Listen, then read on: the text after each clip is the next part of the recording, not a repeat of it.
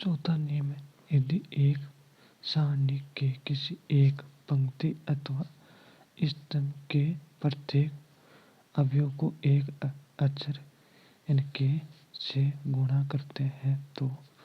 उसका मान भी के से गुणित हो जाता है। इसमें याद क्या करते हैं, जब भी पंक्ति या स्तंभ को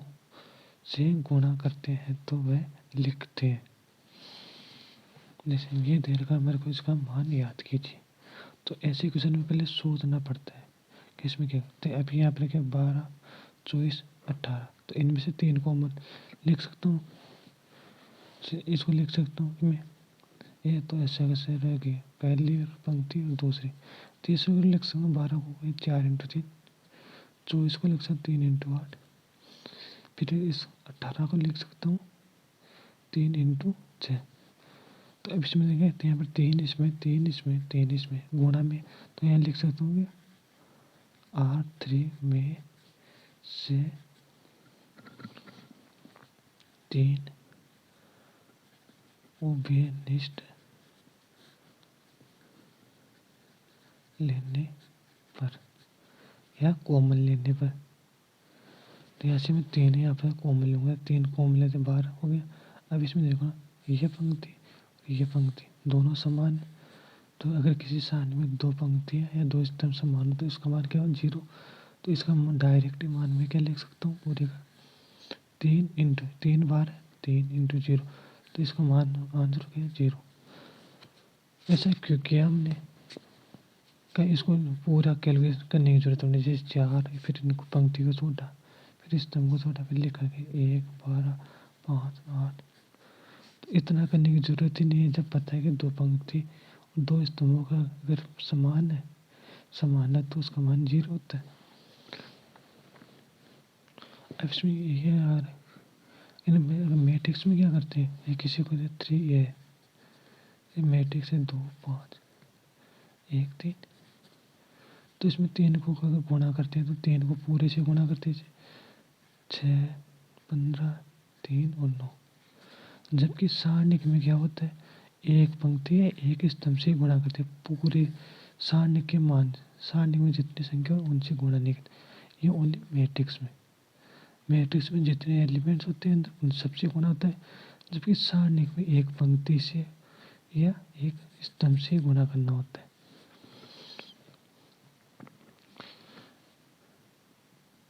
जैसे अब इसका मैं मान निकालूं तो ये 4 कोष्टक सारणी, इसको इस पंक्ति को छोड़ दिया, इस स्तंभ को छोड़ दिया, तो बचा -2, 8, 5, 6, फिर माइनस प्लस माइनस प्लस, तो यहाँ पर आ जाएगा -8। इस पंक्ति को छोड़ दिया, इस स्तंभ को छोड़ दिया, पहली पंक्ति और दूसरे स्तंभ को छोड़ दिया, तो बचेगा -1, 4, 1, 4, 5, 6।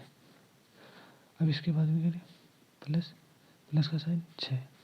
इस पंक्ति को छोड़, पहली पंक्ति को छोड़ दिया और तीसरे स्तंभ को छोड़ दिया, बचेगा 1 - 2, 4, 8, 1 - 2, 4, 8।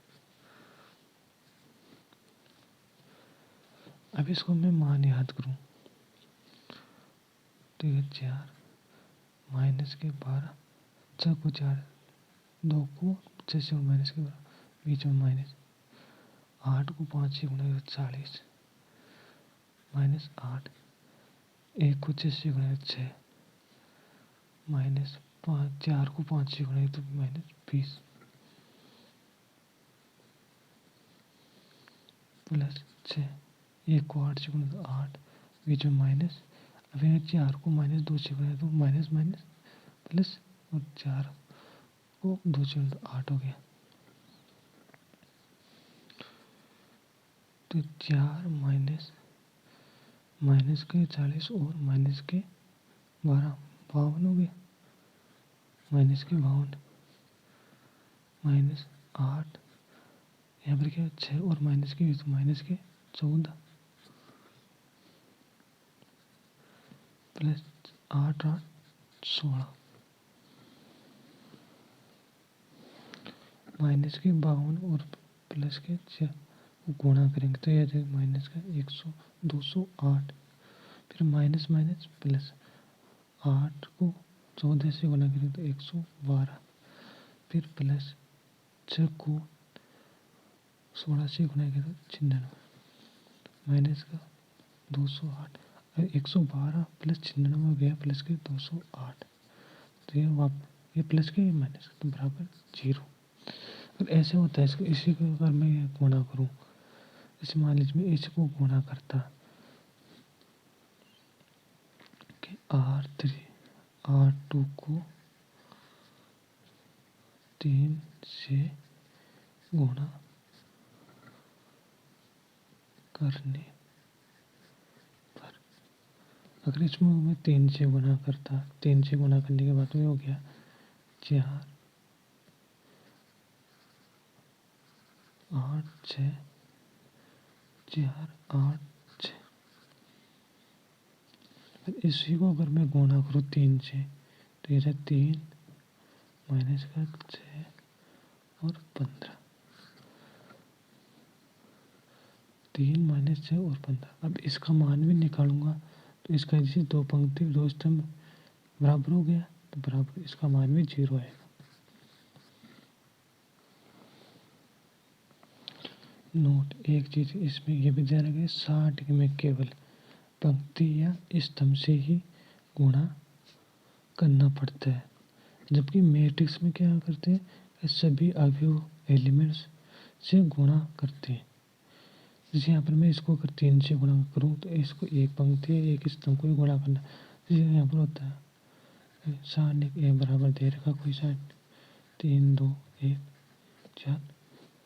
और यहाँ पर 3 से गुणा करना, तो मैं एक पंक्ति एक स्तंभ से गुणा करके लिखूंगा, जैसे 3 से गुणा तो 6 और 15, नीचे वाले 1 4, ऐसे कैसे रहेगी, मतलब एक पंक्ति या एक स्तंभ से गुणा करना होता है, पूरी संख्या पूरे एलिमेंट्स को गुणा नहीं करते।